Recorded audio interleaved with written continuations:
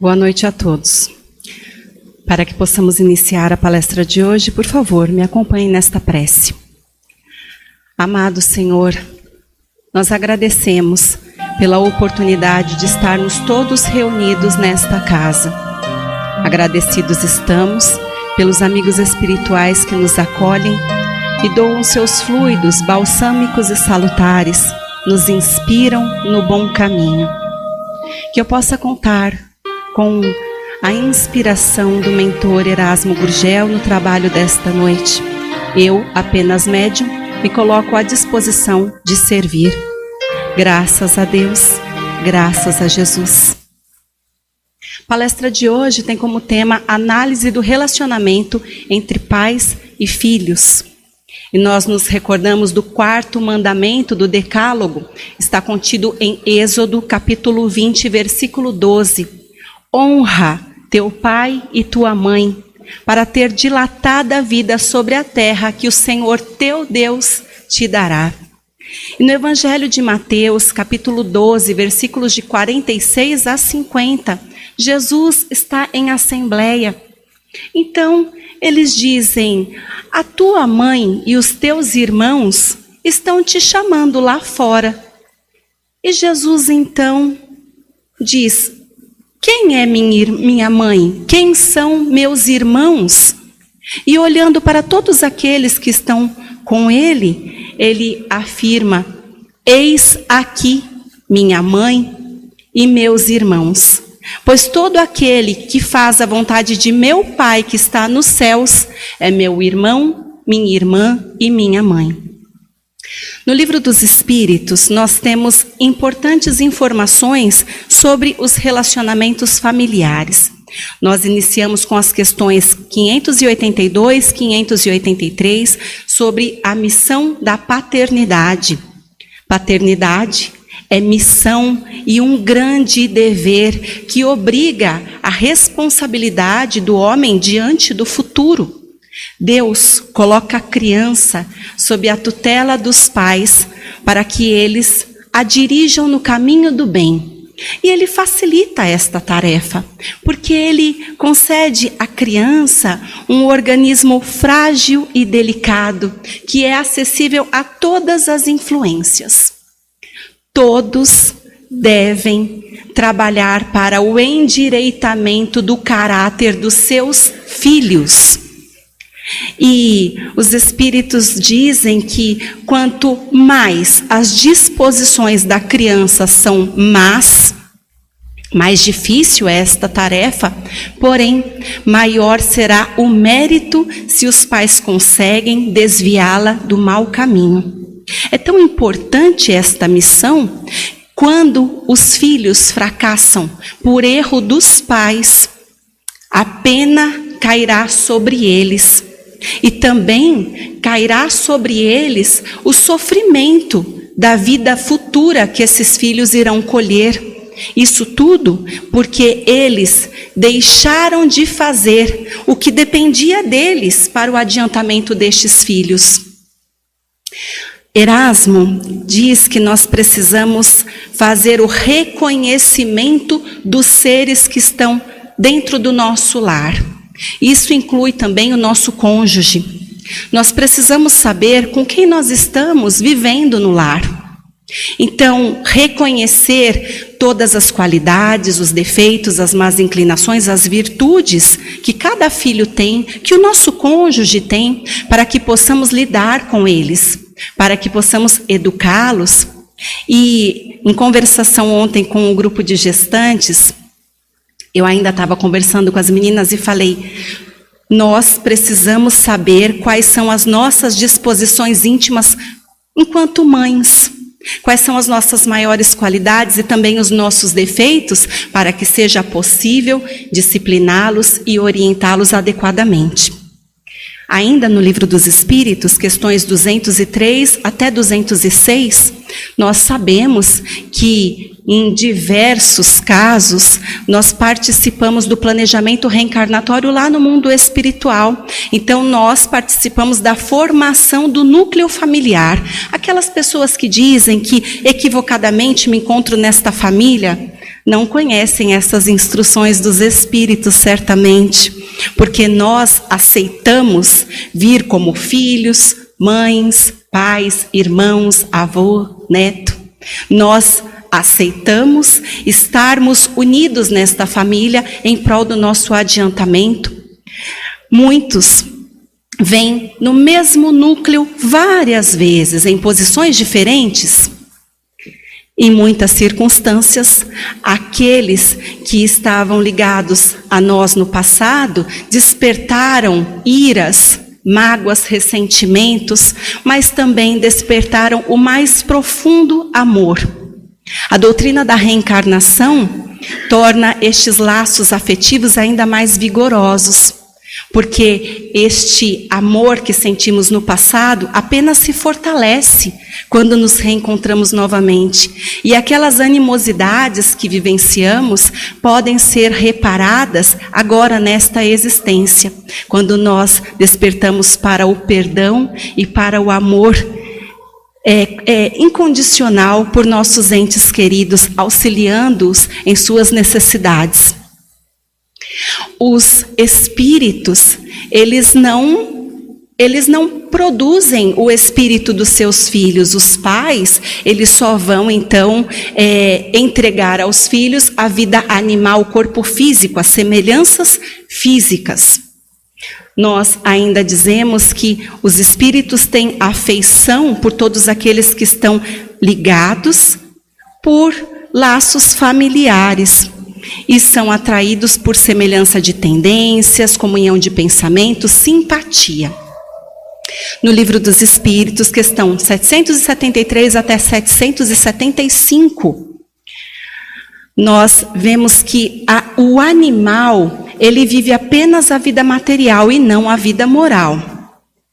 Então, a ternura que a mãe tem com os seus filhotes, ela tem a sua origem no instinto de conservação. À medida que os filhotes crescem e se tornam independentes, a sua tarefa está finalizada, ela os abandona para dar atenção às outras crias, aos recém-chegados. Mas o homem tem destinação diferente dos animais. Além das necessidades físicas, nós também temos necessidades de progresso. Portanto, os laços de progresso os laços sociais são necessários ao progresso. Os laços de família estreitam os laços sociais. Deus quis que os homens aprendessem a se amar como irmãos e por isso nos coloca no seio doméstico. Para a sociedade, o relaxamento dos laços de família seria o agravamento do egoísmo. Nas questões 890 até 892, os espíritos informam que o amor materno, ele é um sentimento instintivo, mas também uma virtude que é comum aos humanos e aos animais. A natureza deu à mãe o amor por seus filhos no interesse de sua conservação. A diferença é que, então, no caso do animal, este amor é necessário apenas para satisfazer as suas necessidades e termina quando os cuidados se tornam inúteis, como já mencionamos. No homem, este amor persiste por toda a vida. Tem um devotamento e desinteresse que são virtudes para esta mulher. Este amor, ele prossegue até depois da morte, adentrando o mundo espiritual. Mas nós vamos falar que existem mães que, infelizmente, odeiam seus filhos desde o nascimento e muitas vezes até no ventre. Quando sentem a repulsa por este espírito reencarnante, fato que está então explicado nas outras existências, pode ser um ser que muito a perseguiu, que muito a prejudicou. Então ela odeia este filho. Pode ser uma prova escolhida por este espírito reencarnante ou até mesmo uma expiação, porque ele mesmo foi mau pai, mãe ou filho. Porém, a violação da lei jamais fica impune. Ela será responsabilizada porque não agiu com a sua missão de mãe. E o espírito da criança será recompensado pelos obstáculos que já superou.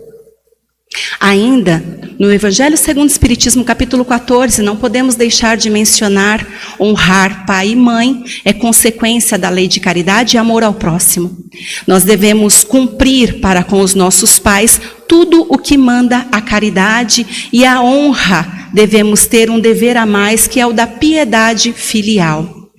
Ao amor, nós devemos acrescentar respeito, atenção, submissão, condescendência. Não é apenas respeitar, é cercar de solicitude, é dar repouso na velhice, é fornecer todo o necessário. Não apenas o necessário, mas tanto quanto for possível. São as pequenas doçuras do supérfluo, delicadezas e amabilidades. Esta é a piedade filial aceita por Deus. No livro O Consolador, Emmanuel nos explica que, passada a infância, a educação moral se torna mais difícil. E aí Erasmo me envia uma imagem, eu já falei sobre isso hoje. Muitas vezes na evangelização nós vemos os pequeninos e tentamos orientar, vamos guardar os brinquedos. As mães pensam, mas é tão pequeno para ensinar organização, arrumar isso ou aquilo.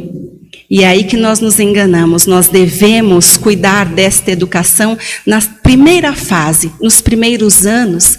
Emmanuel explica que, atingida a maioridade, se a educação moral não for feita no lar, apenas as provas rudes da vida poderão renovar o pensamento desta criatura, deste jovem, porque ele retoma o patrimônio nocivo do passado e poderá cair nas mesmas situações de antes. Ele diz: é por isso que o lar é tão importante para a edificação dos homens, e a mulher tem uma missão tão profunda perante a lei divina, porque é educadora por excelência. No livro Quem tem medo dos espíritos, Richard Simonetti, ele fala que a estrutura física recebe a hereditariedade dos pais, mas a moral não. Nós não herdamos maldade, bondade, altruísmo, vícios, virtudes. Nós não herdamos nada disso dos nossos pais. Até porque estes valores são patrimônios do espírito. Mas, sim, existe a influência do meio. As crianças, elas são sensíveis a todos os exemplos que recebem. Mas a evolução moral de cada um acontece de dentro para fora. Precisa de disposição íntima do indivíduo em lutar contra as suas imperfeições. É por isso que, em determinada fase, os nossos filhos revelam as suas características pessoais. São, então, os seus valores que afloram, e a sua maneira de ser que fica evidente para nós. Ele diz que a moral é a carteira de identidade do espírito. A moral revela o grau evolutivo em que nos encontramos. No livro A Vida em Família, Rodolfo Caligares vai explicar para nós que, em determinadas fases da vida, nós nos desviamos dos compromissos familiares por diversos motivos. Alguns de nós pelo trabalho, estudo, alguns precisam viajar e vão para outra cidade, outros formam outros núcleos familiares e não podem ficar o tempo todo naquele lar de origem. Mas existem também aqueles que se envolvem com relacionamentos extraconjugais. De qualquer forma, estas situações, estes ideais que podem gerar satisfação ou prestígio social, eles devem ser analisados por nós, porque ele informa que quando nós criamos tudo isso fora do lar e serve para desmantelar a família, aí nós estamos colaborando para destruir os elos afetivos.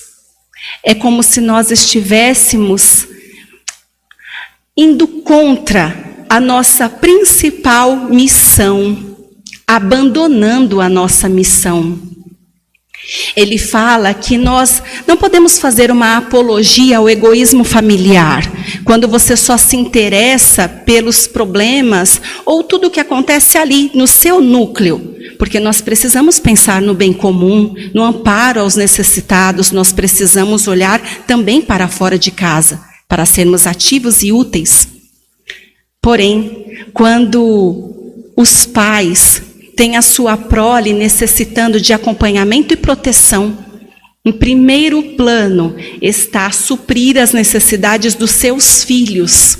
Eles não podem desviar a sua atenção. Explica ainda que o ambiente doméstico deve ter muito amor, paz, compreensão, alegria. E fala que muitos de nós se esquecem de que a verdadeira caridade começa no lar. E no lar é onde acontecem os diversos conflitos. Para solucioná-los, nós precisamos ter presença no lar. Nós precisamos reconhecer este ser, ouvi-lo, saber o que se passa em sua vida, para não darmos migalhas de afetos para os nossos filhos. Os pais, eles são plasmadores de caráter dos filhos. Eles agem com 3/4 da influência da sua personalidade. É muita coisa. Então os pais deveriam desenvolver, despertar as qualidades cívicas e morais dos seus filhos e, no mínimo, encaminhá-los à evangelização, que é onde eles vão obter conhecimento e prática das virtudes cristãs. Os pais, eles devem ser, então, condutores dos filhos a Deus. Eles devem participar iluminando a vida destes filhos. Devem ser o apoio espiritual destes filhos dentro de casa, para que eles não caiam sempre em erros e, de alguma forma, consigam alcançar a felicidade neste mundo. Emmanuel, no livro Pão Nosso, diz que antes de você alcançar a grande projeção pessoal na obra coletiva, você deve cooperar no bem comum dentro do seu lar. E é com isso que nós trazemos a reflexão de hoje. Analisemos, meus irmãos. Eu sou mãe, graças a Deus. Também sou filha. Todos vocês que são filhos, que são mães, avós, por favor, pensem como vocês estão se doando no seu ambiente doméstico. Como tem sido a sua postura no lar? Vocês estão ouvindo aquele jovem que está com aquela cara fechada, está aflito, com tantas questões mal resolvidas? Você dispõe de tempo para seu filho, para o seu neto? Você dispõe de tempo para os seus pais, que são idosos, queixosos, têm tantos problemas de saúde e necessitam de uma palavra de esperança e atenção? Quantas vezes vocês fazem o evangelho no lar? Quantas vezes vocês se sentam unidos para falar da palavra? Você é um ponto de luz dentro do seu lar. E a gente pode ampliar esta questão. Você e o seu cônjuge estão aliados nesta missão de conduzi-los a Deus, um amparando o outro, um fortalecendo o outro, cada um com seu papel muito definido dentro de casa, para que estas pessoas sintam-se protegidas, fortalecidas, e você está distribuindo fé para estas pessoas que precisam de você. Amado Senhor, que nós possamos receber de Ti as instruções que são necessárias para bem conduzirmos os nossos familiares. Ó Pai, que eu seja uma mãe valorosa para as minhas filhas, que este amor que eu trago no peito, eu possa distribuir a elas com total devoção, amparo, que eu consiga reconhecê-las, eliminar as más tendências, estimular suas virtudes, que eu seja uma boa companheira para o meu esposo, que eu saiba dar a ele a coragem e a esperança que ele precisa. Senhor, que eu possa ser a boa filha que os meus pais necessitam, também ouvir tudo o que tem a dizer, me colocar com submissão e amor. Senhor, meu Pai, que possamos seguir os exemplos do amado Mestre Jesus, hoje e sempre. Graças a Deus, graças a Jesus. E eu agradeço pela atenção de todos, desejo saúde, paz e muita fé. Obrigada.